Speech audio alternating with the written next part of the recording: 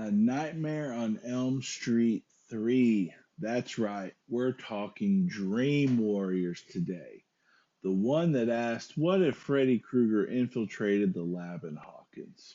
Directed by Chuck Russell, who took one look at Wes Craven's original Nightmare and said, you know what this needs? More. Way more. Russell came in hot after the Blob remake and decided that Freddy Krueger needed to be less boogeyman in the shadows and more Carnival Barker. This was Russell's first big studio horror gig, and boy, did he swing for the fences. Sometimes connecting, sometimes launching Freddy into more cartoon territory, but credit where credit is due. He gave us the most ambitious Nightmare sequel up to this point, with practical effects that would make your dad's taxidermy projects look a little amateur. The soundtrack by Angelo Badalamenti. Let me tell you, this score sounds like someone threw every 80s synthesizer into a blender and hit puree. It's like Badalamenti said, I have 30 ideas and I'm going to use them all, even the bad ones. But here's the thing, it works. When you hear Puppet Walk or Snake Attack, you feel Freddy coming. And don't forget the theme song, Dream Warriors by Dokken. I know they did that song, not him, but he had say on using it. Dream Warriors by Dokken is peak 80s hair metal perfection. This soundtrack is basically the musical equivalent of doing a line of cocaine and then trying to solve a Rubik's Cube. The special effects team, led by Kevin Yeager on Freddy's makeup and Greg Canham, along with Mark Shostrom, went absolutely bonkers with practical effects. These effects hold up because they're real. You can see the craftsmanship, the latex, the sweat. Modern CGI wishes it had this much personality. Before we get into the plot, let's address the elephant, or should I say, flaming pool party in the room. Oh boy. Last video covering Nightmare 2, which was divisive, I mentioned there was a course correction in this film. The second film took the franchise in a weird direction, with Freddy possessing Jesse Walsh's body. Weird body horror, subtext that was way more interested in Jesse's repressed sexuality than in actual dream logic. The fans were confused. Wes Craven reportedly was quite unhappy, and New Line Cinema needed to get back to basics. Enter Dream Warriors, which essentially retcons and ignores most of Part 2. How do we know? Well, Nancy Thompson's back, and she's acting like the events in Part 2 never happened. There's no mention of Jesse Walsh, no mention of Freddy's body hopping abilities, and the timeline just picks up as if it's just continuing directly from Nancy's story in the original. The film treats Part 2 like that one weird cousin you don't invite to Thanksgiving. Technically your family, but we don't talk to them. Kind of like Bruno. Okay, that's out of the way. Let's get to it. Straight talk only in here. That's not a joke about the subtext of the second. It's not.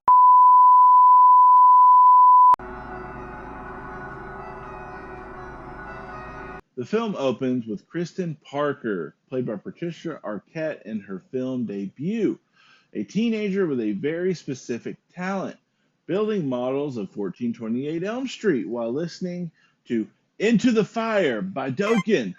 In her opening dream sequence, Freddy, looking more polished than ever with a sharper hooked nose and extended burn marks, he turns a bathroom faucet into a bladed hand and slashes her wrist. In the real world, it looks like a suicide attempt, so her mother, Elaine Parker, played by Brooke Bundy, ships her off to Weston Hills Psychiatric Hospital. At Weston Hills, we meet the staff. Dr. Neil Gordon, played by Craig Wason, a psychiatrist who believes in science over superstition.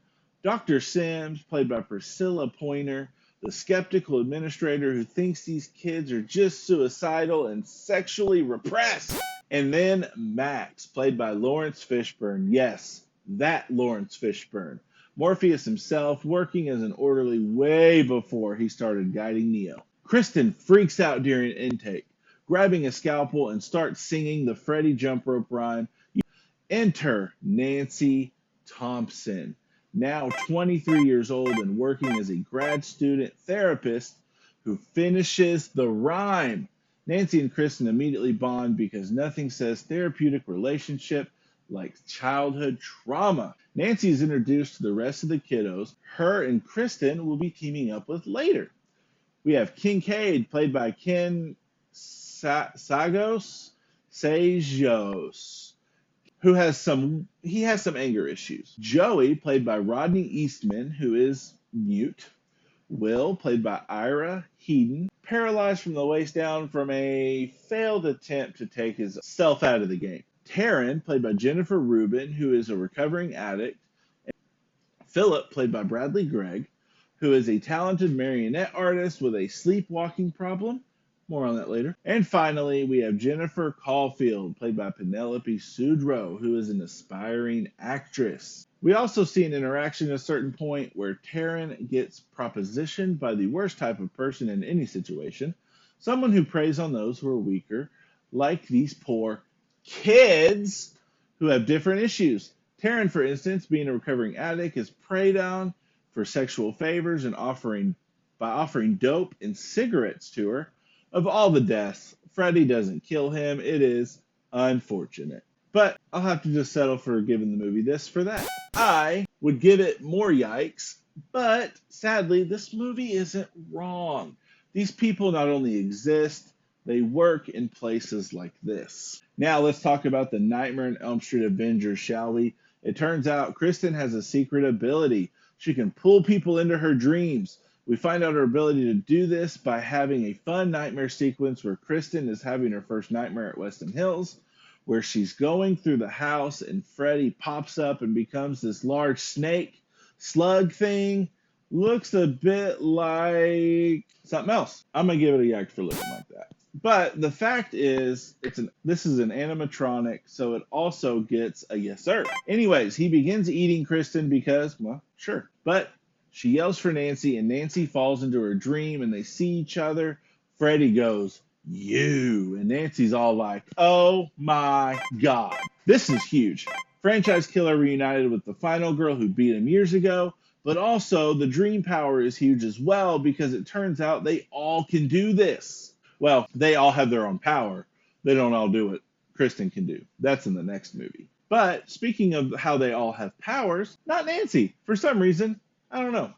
Suddenly, the kids aren't just victims, they're potential warriors. Nancy introduces the group to the concept of dream powers, where the real-world weaknesses can become supernatural strengths in the dream world. Examples: Kincaid, angry, isolated, short-tempered. His dream power, superhuman strength, because of course the guy with anger issues is the Hulk. Joey, mute, withdrawn. His dream power, supersonic screaming. The mute kid gets the loudest voice. Will, paralyzed in a wheelchair, obsessed with tabletop RPGs. His dream power, he's the wizard master. He can walk and cast magic spells based on his D&D character. Will Byers, eat your heart out. But also, that's 2 powers. Everyone else gets 1. I don't think that's fair. Taryn, recovering drug addict, low self-esteem, dream power, punk, rock, baddie, with switchblades and enhanced confidence. Well, all of this comes to be, but not before deaths start piling up. First to go is Phil, who gets what will be probably the best death in the movie. Freddy goes after him in a super fun sequence where we see one of his figures that he makes form into Freddy Krueger, in which they kind of show in reverse of how they actually did it for the movie. It's a neat sequence. You see, they filmed it over a course of it being carved into Freddy's face, which is dope. Then it happens.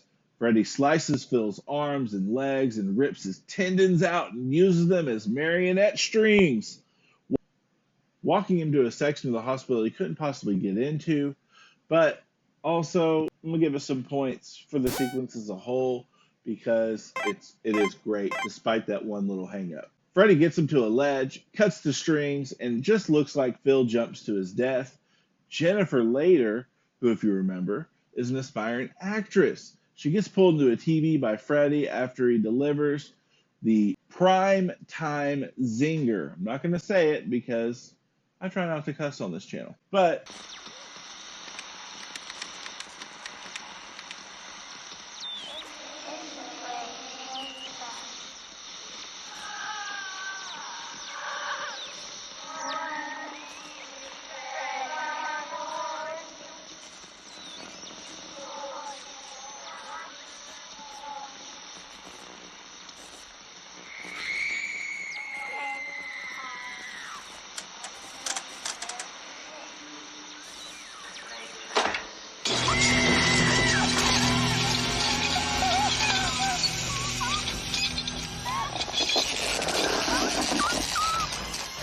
it, Jennifer? Your big break in TV. Welcome to prime time, bitch. Later, the kids are told that they are all children of parents who burned Freddy alive. That's why he's going after them. Rewind real fast. Back when Nancy was given a tour and talking with Neil, she drops her bag and Gordon sees a bottle, and it's revealed that she's been taking Hypnosil, an experimental dream-suppressing drug. Dr. Gordon initially refuses to prescribe it, but after Philip's suicide and Jennifer's death, he changes his mind.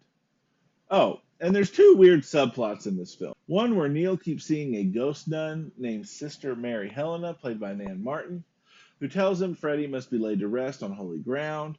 This as a whole just isn't needed. And there's another one where Neil and Nancy are kind of dating. It's gross because he's her boss. Yuck. The kids do a group hypnosis and enter the dream world together. Joey gets distracted, though, by his hot nurse crush, who turns out to be Freddy in disguise, and gets trapped in a flaming pit, and he falls into a coma in the real world. This gets Nancy and Neil fired because Dr. Sims blames the Hypnosil. Kristen gets thrown into the quiet room. Nancy sneaks back in with the help of Max and gathers remaining Dream Warriors, Kincaid, Taryn, and Will, for a final battle. They enter the dream world through group hypnosis, but Freddy separates them and goes for them one by one. Taryn faces her fear of addiction, but Freddy turns his fingers into syringes and injects her with massive amounts of heroin. She ODs in the dream and dies. Heart-wrenching death here. I get the idea, but it feels so mean-spirited. Next, he goes after Will, who uses his wizard magic to fight him, but Freddy is immune to magic because he don't believe in no fairy tales, and he just stabs him. So much for the wizard master. Nancy, Kristen, and Kincaid rescue Joey from the flaming pit, and they get terrorized through mirrors on the wall. Joey discovers his dream power, the supersonic scream, and shatters Freddy's mirrors. Nancy thinks they've won. During all of this, Neil finds and convinces Donald Thompson, the John Saxon returning to play him, Nancy's now alcoholic father, to show where Freddy's bones are hidden. They go to Penny Bro's auto salvage, dig up the remains, and prepare to bury him and make the spot he's buried in holy ground with holy water and a crucifix. But Freddy's skeleton comes to life, kills Donald by throwing him into a metal spike, and attacks Neil. Stupid death for Donald Thompson. They're just bones. You know, like Brenda says in Scary Movie 2.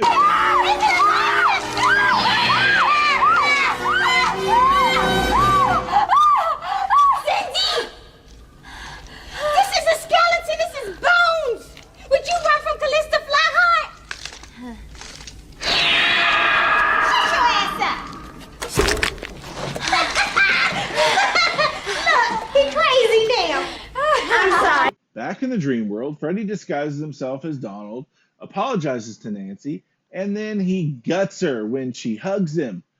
I'm going to give this 2 yikes for killing Nancy in such an unceremonious way, but also give it a yes sir for having the guts to kill Nancy and actually kill Nancy. Nice psychological manipulation by Freddy as well. Nancy dies in Kristen's arms after Nancy had stabbed Freddy with his own glove. Kristen says she'll be dreaming Nancy into a beautiful dream to comfort her as she passes. Neil manages to bury the bones, consecrate them, and Freddy disappears in a flash of light. At Nancy's funeral, Neil sees Sister Mary Helena's name on a tombstone, Amanda Kruger. The nun was Freddy's mom all along, and the film ends, but we hear Freddy's laugh because, of course, he appears he's not gone after all. But then it starts. The song, Dream Was a Kid by Dokken. Time to discuss the evolution of Freddy as the franchise killer. Here's where things get spicy. Dream Warriors is the turning point where Freddy transforms from genuinely terrifying child killer to murderer with a lot of personality. In the original '84 film, Freddy was a shadow, a whisper, a presence you felt but barely saw, with so little hints of his dark humor, but it was there. In Freddy's Revenge, he was, well, possessing a teenage boy and crashing pool parties. And of course, the weird home run. But the franchise would rather you forget about all that. In Dream Warriors, Freddy becomes John McClane of slashers, wisecracking, theatrical, weirdly charismatic. This Freddy is self-aware. He's performative.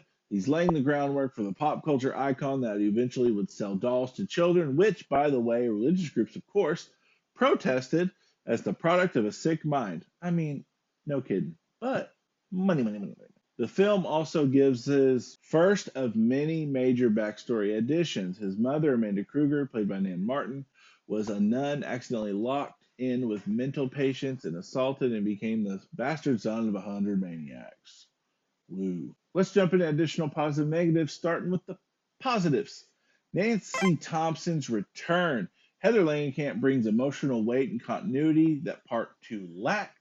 Her mentor relationship with Kristen gives the film heart. Next, practical effects. The puppet walk, the TV death, the snake transformation showcase. 80s practical effects at their most ambitious and grotesque. Angelo Badalamenti's I have struggled with this all week. The score, chaotic, experimental, and weirdly effective at building tension. It was a good score. Angelo did such a good job. Next up, Freddy's one-liners. Welcome to prime time. And what's wrong, Joey? Feeling a little tongue-tied? I mean, they are iconic, even if they start the franchise's slide into cartoonery. Next up, Patricia Arquette. She brings genuine vulnerability and strength to Kristen, anchoring the new generation. Too bad she's not in the next one. Lastly, retconning Part 2. While I thought the body possession thing was not a bad idea, it was poorly executed. Whereas this movie ignores the body possession plot in Freddy's Revenge and brings the series back to its dream logic. That is a good thing. Let's jump into the negatives. Freddy's backstory overload. The bastard son of 100 maniacs origin is heavy-handed, unnecessary, and starts the trend of over-explaining this monster. Next, there's an uneven tone. The film can't decide if it's a dark horror sequel or a comic book adventure, leading to tonal whiplash in certain spots of the movie. Next, there's disposable teen syndrome. Outside of Kristen, there's really none of the other Dream Warriors have very much development or anything. It's very minimal, but their deaths are creative. The Ghost Nun subplot. While atmospheric, Amanda Kruger's ghost exposition feels like it's from a whole nother movie. She feels like she's from a whole nother movie. Fits in more in the next film. All right, Joey's dream sequence. The tongue-tied scene walks a fine line between clever and crass, and your mileage for this may vary based on which side of the fence it lands for you. For me, I don't know. I don't think it's needed at all. They could have found a different way to do it. The best kill is a tie. It's a tie between the primetime show and Phil's Walk of Terror. I couldn't decide which one was better, and I couldn't decide which one was better for the movie. So, it's a tie. The best nightmare sequence is Phil's Walk of Terror. Council decision on the movie.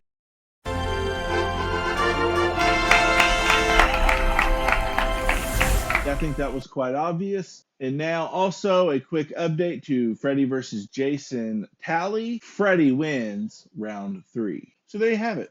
Nightmare on Elm Street 3, Dream Warriors, the movie that saved a franchise by giving teenagers powers, turning Freddy into a comedian, and killing off its most iconic hero. It's messy, it's ambitious, it's peak 80s, and it's absolutely worth your time. I give it 5 Dream Warriors out of 5. Next week on TyTown Reviews. Do you know what terror is? Hello. Do you live here? Nobody lives here.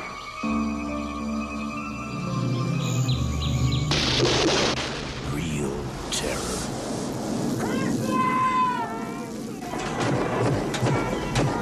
How long has it been since you've been on Elm Street?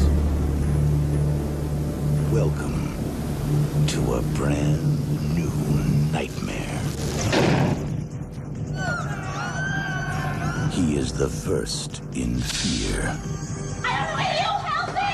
I'm sorry, someone help me, please! Second to none. Don't let them put you to sleep. He has no mercy. And no equal. Now no one sleeps. Get ready. This August, your wildest dreams will come true. How sweet, fresh meat. A Nightmare on Elm Street, Part 4. The Dream. Sweet dreams, and welcome to Prime Time.